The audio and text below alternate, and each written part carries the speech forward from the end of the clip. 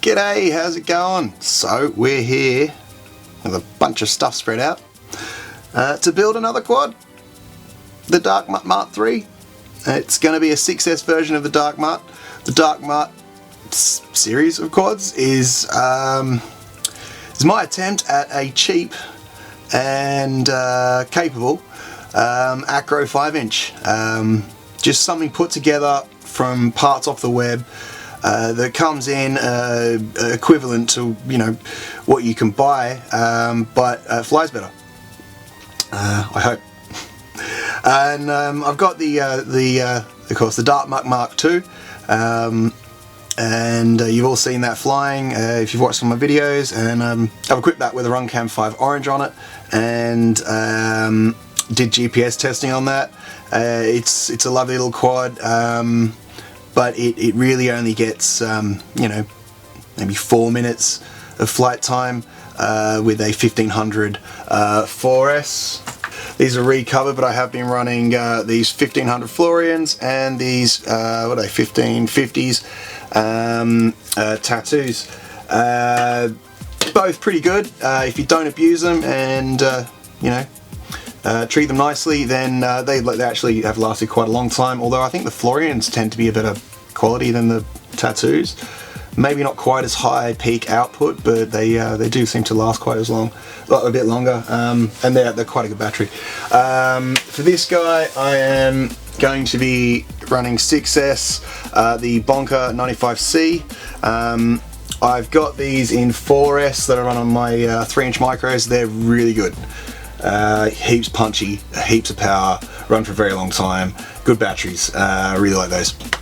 So yeah, Florian good, Bonker better. Right, so what I've got here, let's switch over. Here we've got the Caddx Turtle 2, and then we've got the AKK Ultimate, AKK X2 Ultimate, and a Mamba F405 Mark 1 with its corresponding ESC, but that's a new ESC, and that is the old flight controller from the Tyrant 6-inch, and then it's bits and bobs. Here we have, I don't know why that's got sticky stuff on it. Here we have the EMAX ECO 6S compatible motors, and they are cheap but 6S compatible. So we'll be doing a sort of review with this build of these. I've been using the EMAX red bottoms on with the 4S Dark Mut with the Mark II, and I really like those motors, and they are tough as well, take a beating. I really do like them, but we'll see how these go, because I wanted to see how they were, and this was the next quad getting built, and they have 4S versions of these, but these are the 6S version. And what we have for the frame is a Martian 2 from Relac. It's not going to be run stock. It's going to have some the armour plate put on it from the Mark II, because that seems to have helped it survive a lot longer, and I will probably be putting on some sort of end arm protection, although it's nice and easy to swap these arms over. A nice sticky pad for the battery and for under the arms, and then these are the stock mounts, stock supports. Don't really want them because I want to run it decked. These are just another set in case I need a couple of extra millimeters, so put those to the side.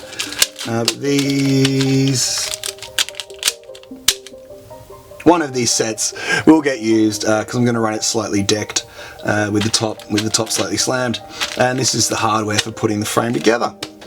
So the first thing we want to do with especially these cheaper, actually this is a good illustration, these cheaper frames have they have very sharp edges, and as you can see here, it's cut through the bag. It's cut through the bag there, and the edges need to be filed down. So this is a file they provide in the kit. I actually think the Martian 2 kit's a very good kit for beginners to get. It's got nice 4mm thick arms there, and while the frame isn't extremely thick itself, it has a multi-part frame. Yeah, see, very sharp edges. So it has a multi-part frame. That's the top plate, and then the bottom plate.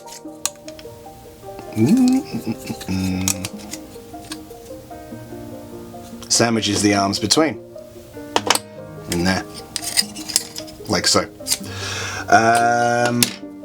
So yeah, but the edges are horrible on this, so what you want to do is actually file away, smooth off the edges with a file. Now you can do this outside where it's well ventilated, but I actually think doing this underwater is a much better way to do it. So I will cut and we will go to the sink and file the edges. Okay, so here we are by the sink,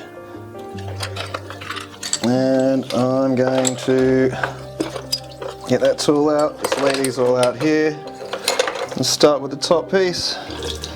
And so really, it's just a matter of going over it. If you're on tank water or you're running low on water, I'm on tank water, but I actually need to, I'm actually talking quite loudly, sorry. If you're on tank water or anything, I'm on tank water, but I need to empty my tank and refill it because it's gone a bit brown. So I'm happy to run it. But yeah, you can do this underwater. You don't have to do this above like I am.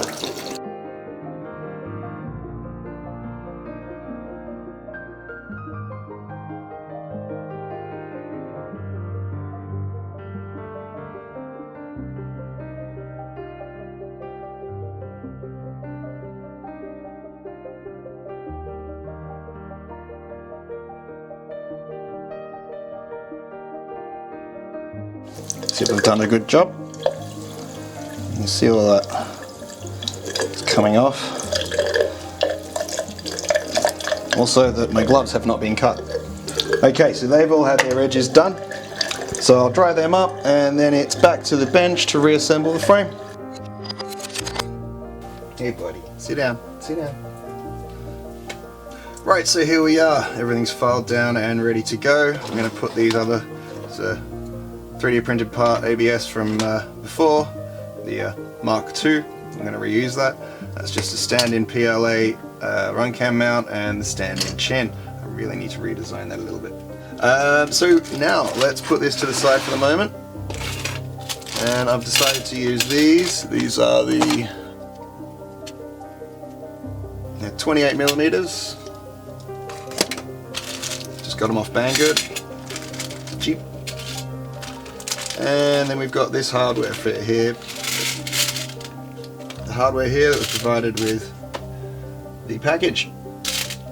Now you're going to want to use the M3 lock nuts and some of these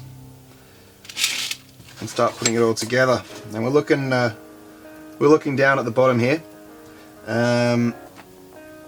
You can run if you could probably run this in the frame, but I prefer to run it down the bottom just in case I want to use it for an extra battery strap or have more room in the frame or whatever. I can always swap it around later on when I start to do the more sort of in-depth plan after we got the frame together and all the bits laid out. So these four in the middle, they are for the they're where the flight controller goes, so you'll end up doing those a bit later on.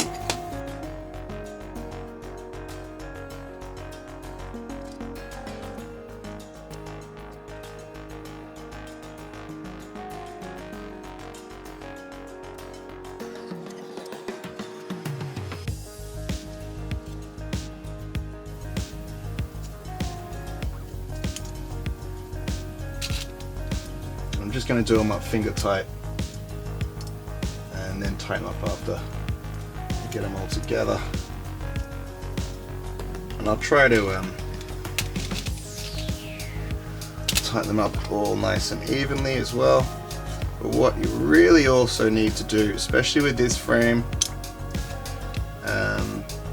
if you're going to put anything extra at the on the rear posts,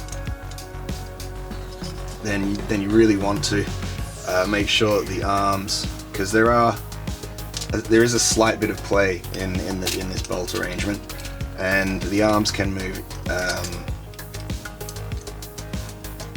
across a little bit, so you want to make sure they're sitting out when you tighten them up. Give yourself just enough clearance. It's quite tight with the 5-inch props on there.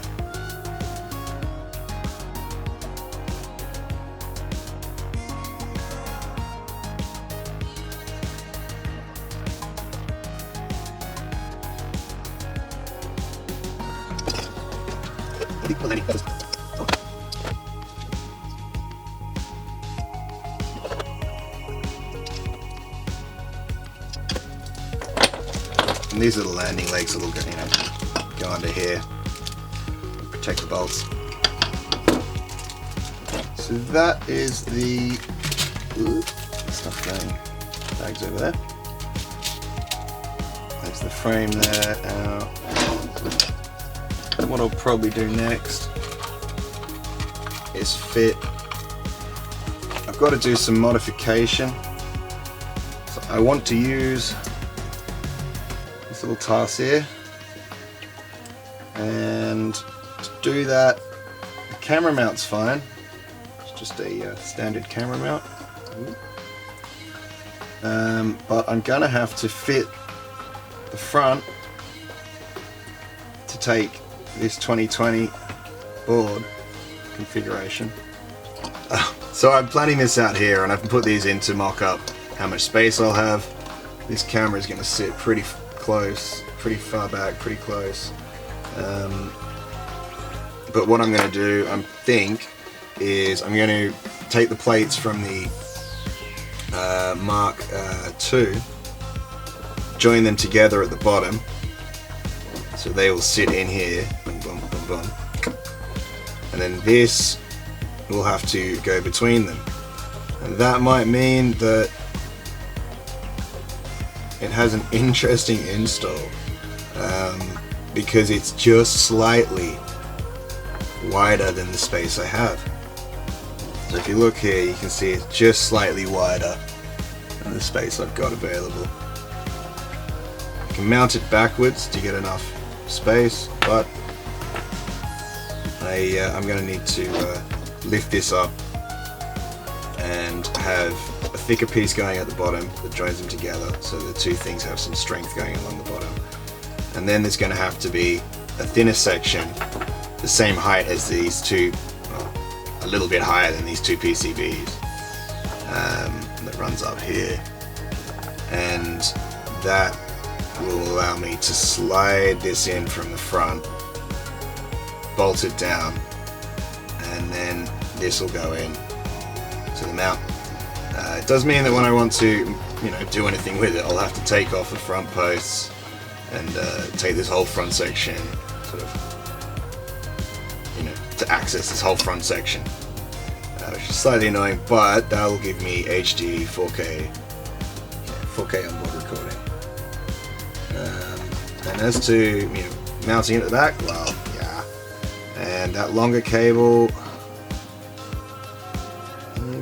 Cable may allow me to mount on top of the 30x30 stack, but I'm going to start running out of room there, and I'm going to have this big empty space at the front anyway, so I think that's where I'm going to try to put it. So I've got some designing to do and some prototyping to do, because I am sort of going at this a bit,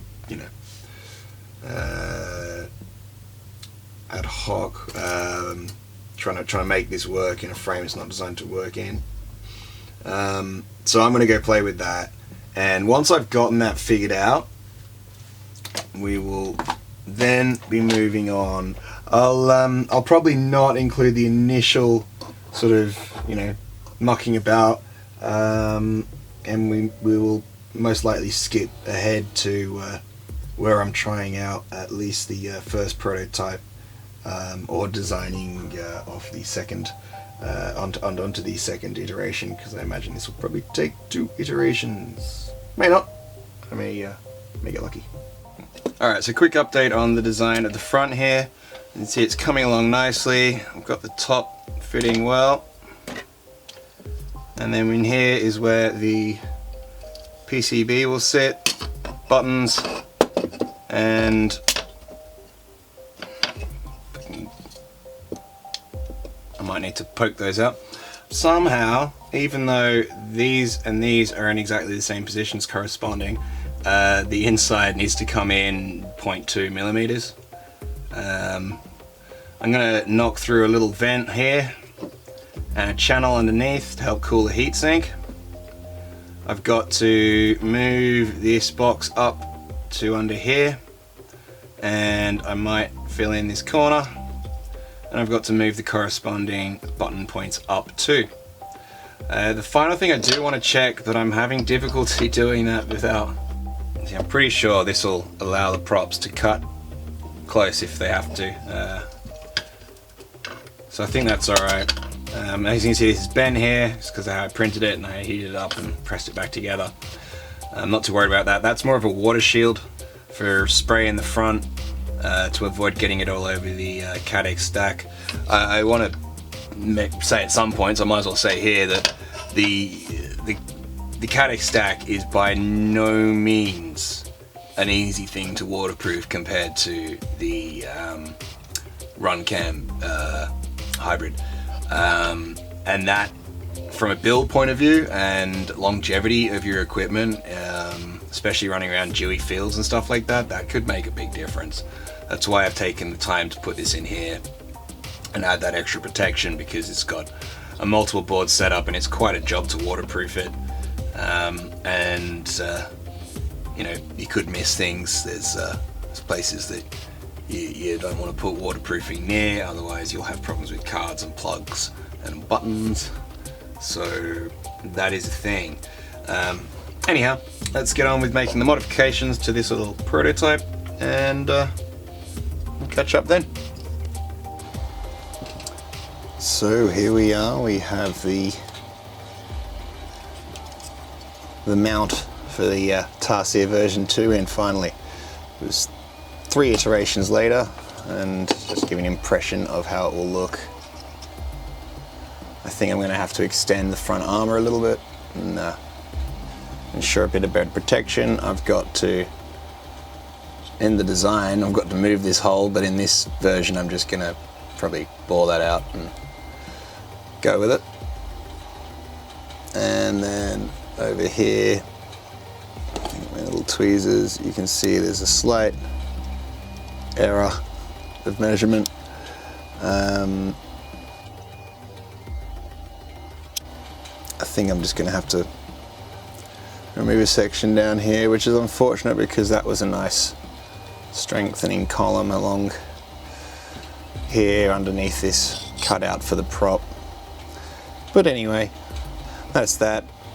So what I've got to do next, apart from these few little changes on here, is mount the electronics, and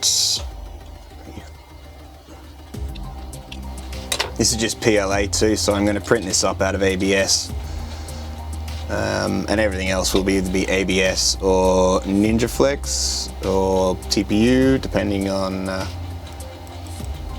how experiments go and if I look at getting a new printer. But anyway, another story. So we've got to wire this up to the FC, and I've got to put the motors on, wire those up of course first. This can actually come off as well. Had to drill the camera mount to mount the camera a bit further back. The armour here on top for the, which of course go on top of the plate, might protect the camera enough. It might stick out a bit. You can see there's a bit of a point where it sticks out. The camera will go like that.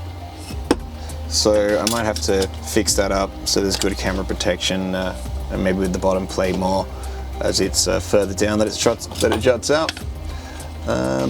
Anyway, yes, so I will come back when I have done those changes and I have the hardware mounted to start soldering stuff up.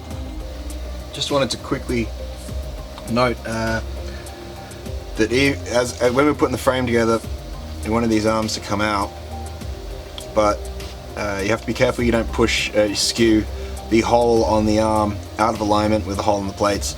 Otherwise you will have problems putting in your your attachment for your stand, for your stack. So yeah, you might need to keep that in mind as you move forward with this Martian frame. And isn't that nice of EMAX? It's just a nice little touch. 3mm, 3mm, 4mm, thank you. Makes life easy.